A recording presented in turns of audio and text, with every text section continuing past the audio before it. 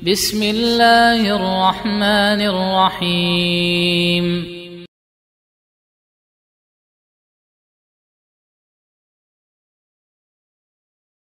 Poin yang kedua, Syekh menjelaskan makanatul mar'ah fil Islam. Kedudukan wanita yang tinggi di dalam Islam. Ketika Islam datang, maka Islam menghapuskan semua kezaliman terhadap kaum wanita dan mengangkat derajat wanita. Dan Allah tegaskan, laki-laki dan wanita sama ciptaan Allah. Dalam surat Al-Hujurat ayat ke-13, Ya ayuhan nasu, inna khalaqnakum min dzakari wa untha. Wahai manusia, sesungguhnya kami menciptakan kalian dari laki-laki dan wanita. Jadi, kalau tidak laki-laki dan wanita, tidak ada manusia. Tidak tercipta anak Adam. Kalau Adam saja tanpa Hawa, mereka tidak akan punya anak. Maka Allah ingatkan, wanita juga memiliki kedudukan. Bahkan jemaah sekalian, sebenarnya yang membedakan kedudukan laki-laki dan wanita, kemuliaan mereka di sisi Allah, hanyalah ketakwaan. Sebagaimana Allah tegaskan, Inna akramakum indallahi atqakum. Sesungguhnya yang paling mulia di antara kalian di sisi Allah adalah yang paling bertakwa. Sehingga tidak sedikit kaum wanita mengalahkan laki-laki apabila mereka lebih takwa kepada Allah Azza wa Jalla. Dan betapa banyak wanita yang kita dengarkan keharuman nama mereka sampai hari ini. Ada Maryam, Aisyah, Khadijah, dan lain-lain. Mereka semua adalah para wanita yang mengalahkan banyak laki-laki. Kemudian Allah menetapkan laki-laki maupun wanita apabila beramal soleh sama, mereka akan mendapatkan balasan yang baik. Dalam surat An-Nahl ayat 97, Man amila salihan min dzakarin aw untha wa huwa mu'minun falanuhyiyannahu hayatan thayyibah wa lanajziyannahum ajrahum bi ahsani ma kanu ya'malun.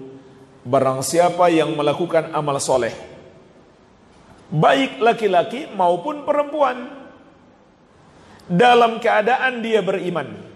Perhatikanlah ayat yang mulia ini, Allah samakan yang melakukan amal soleh dan beriman, baik laki-laki maupun perempuan, nggak ada bedanya. Maka kata Allah, sungguh benar-benar akan kami anugerahkan kepadanya kehidupan yang baik, yaitu di dunia ini. Dia akan mendapatkan kebahagiaan, ketentraman, dan kenyamanan hidup di dunia apabila dia beriman dan beramal soleh, baik laki-laki maupun perempuan. Dan sungguh kata Allah, benar-benar kami akan membalas pahala mereka kelak di hari kiamat dengan yang lebih baik dari apa yang mereka kerjakan. Jadi subhanallah, ayat ini menjelaskan kepada kita keutamaan beriman dan beramal soleh. Ada balasan kehidupan yang baik di dunia dan balasan yang lebih baik lagi di akhirat kelak. Dan ini berlaku bagi laki-laki dan wanita. Sebaliknya, yang melakukan dosa sama saja laki-laki dan wanita, Allah akan hukum. Bukan hanya wanita saja, sama, nggak ada bedanya. Sebagaimana Allah ingatkan dalam surat Al-Ahzab ayat 73, liyu'adziballahu al-munafiqina wal munafiqati wal musyrikina wal musyrikat. Untuk Allah mengazab kaum munafikin yang laki-laki maupun yang perempuan, kaum musyrikin yang laki-laki maupun yang perempuan. Jadi sama-sama diazab. Bukan hanya wanitanya, laki-lakinya juga. Kalau mereka munafik, kalau mereka musyrik. Kemudian Allah juga melarang secara khusus wanita dijadikan sebagai barang warisan, seperti yang dilakukan oleh orang-orang musyrik jahiliyah. Jadi subhanallah, dahulu kalau seorang ayah dia punya istri, itu bisa diwariskan oleh anaknya. Bisa diwariskan oleh anaknya, jadi barang warisan. Maka Allah menegaskan dalam surat An-Nisa ayat 19, Ya ayyuhalladzina amanu la yahillu lakum an tarithun nisaa karha. Wahai orang-orang yang beriman, tidak halal bagi kalian mewariskan secara paksa kaum wanita. Dan juga hukumnya haram seorang anak menikahi ibu tiri. Itu haram selama-lamanya. Itu mahram selama-lamanya. Sekedar akad dia dengan ayahnya, maka menjadi mahramnya untuk selama-lamanya. Walaupun ayahnya sudah wafat atau sudah diceraikan oleh ayahnya, maka itu menjadi mahram selama-lamanya. Bahkan Allah menetapkan bagi para wanita itu hak waris. Bukan hanya dilarang wanita dijadikan barang warisan, tapi juga Allah tetapkan wanita punya hak mendapatkan warisan. Sebagaimana dalam surat An-Nisa ayat ke-7, Lirrijali nasibum mimma tarakal walidani wal aqrabuna walin nisa'i nasibum mimma tarakal walidani wal aqrabun mimma qalla minhu aw kathur nasiban mafruḍa. Bagi kaum laki-laki ada bagian dari apa yang ditinggalkan oleh kedua orang tua dan kerabat. Begitu pula bagi kaum wanita, mereka memiliki bagian dari apa yang ditinggalkan oleh orang tua dan kerabat. Apakah bagiannya sedikit maupun banyak, bagian yang sudah Allah tentukan. Kemudian di surat An-Nisa ayat 11 Allah menegaskan, Yusikumullahu fi auladikum lidzakari mithlu hadzil unthayain. Allah mewasiatkan kepada kalian dalam warisan anak-anak kalian, maka anak laki-laki memiliki 2 bagian wanita. Jadi ditetapkan oleh Allah, anak wanita juga memiliki bagian warisan. Akan tetapi Allah memiliki sifat keadilan, maka Allah tetapkan laki-laki lebih banyak daripada kaum wanita. Karena laki-laki, di antara hikmahnya, karena laki-laki ada tanggung jawab. Ada tanggung jawab. Dia menjadi suami, dia menjadi ayah. Sementara wanita, harta istri itu tidak boleh diambil suami kecuali dengan izinnya. Adapun suami wajib memberi nafkah kepada istri sesuai kebutuhannya. Sementara istri tidak diwajibkan memberi nafkah kepada suami. Kalau istri punya harta, kalau istri mau kasih ke suami, boleh. Kalau enggak boleh suami mengambilnya dengan cara yang tidak diridhoi oleh istrinya. Jadi ini keadilan, ini termasuk keadilan Allah. Maka wanita diberi hak mendapatkan warisan, tapi anak laki-laki mendapatkan 2 bagian anak perempuan. Fa in kunna nisa'an fawqa thnataini falahunna thulutsa ma tarak.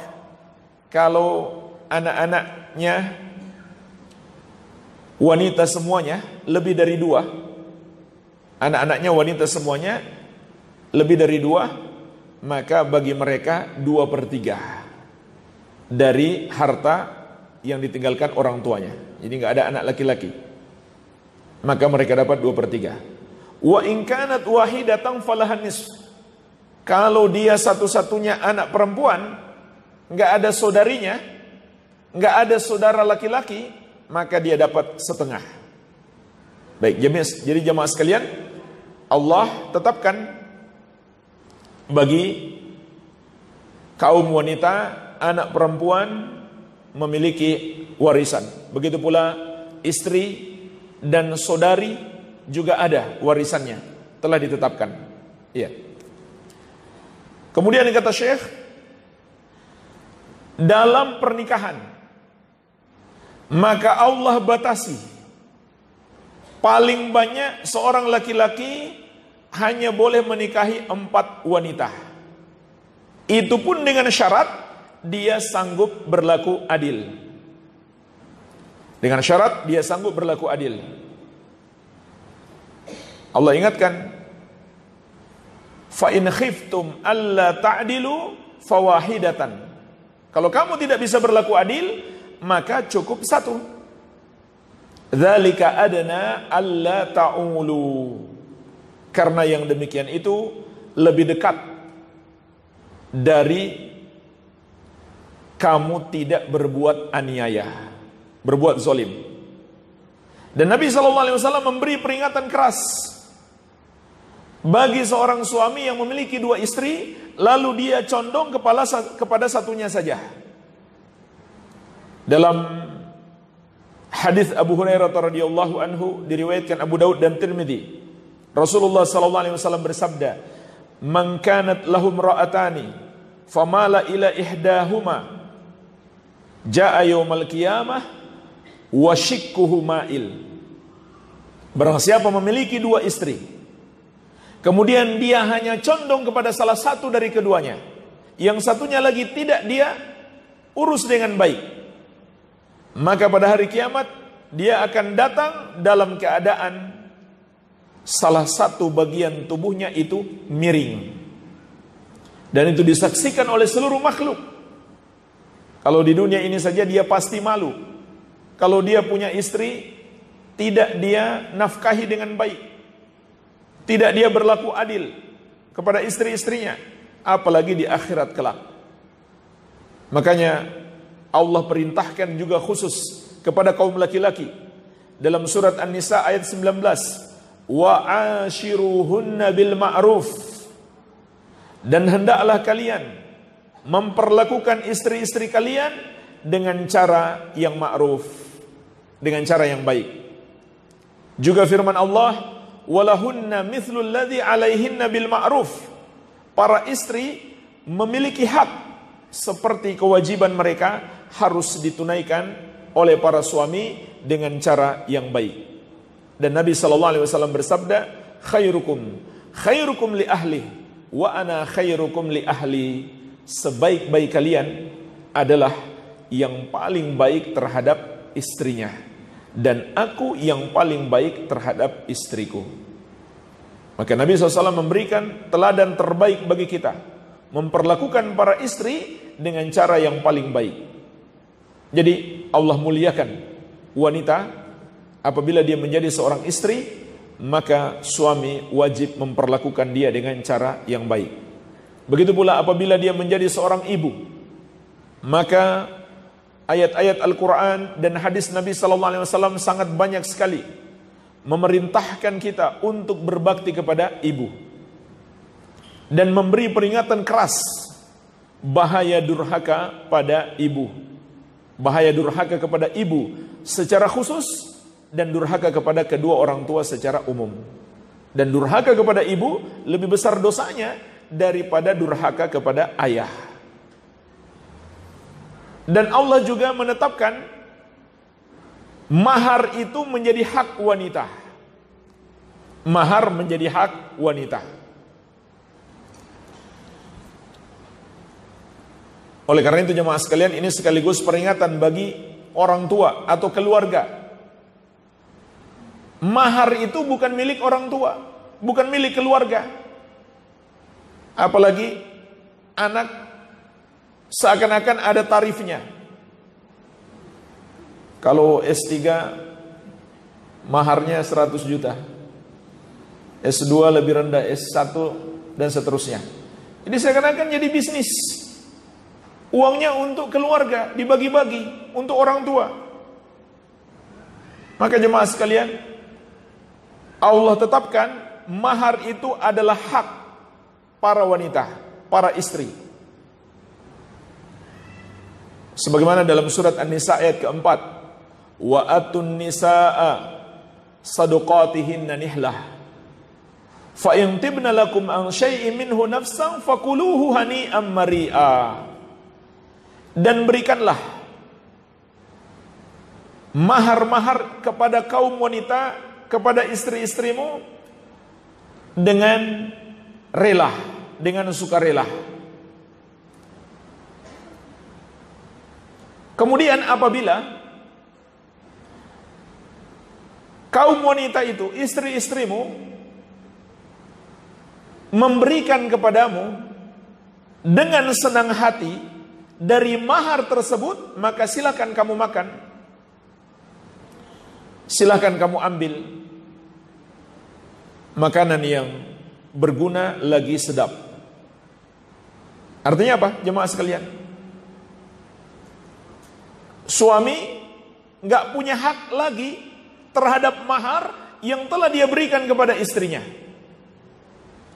kecuali kalau istrinya memberikan lagi kepadanya dengan senang hati, dengan kerelaan hatinya, atau sebagian darinya, maka tidak masalah. Tetapi suami ikut menikmati mahar yang telah dia berikan kepada istri tanpa izinnya, maka tidak dibolehkan. Kemudian juga kata Syekh, Allah jadikan wanita itu sebagai pemimpin rumah suami, yaitu pemimpin yang mengurus rumah dan anak-anak.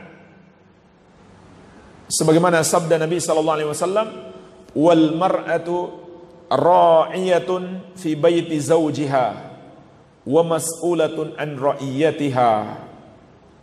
Seorang wanita itu adalah pemimpin di rumah suaminya. Maksudnya bukan dia memimpin suaminya, tidak.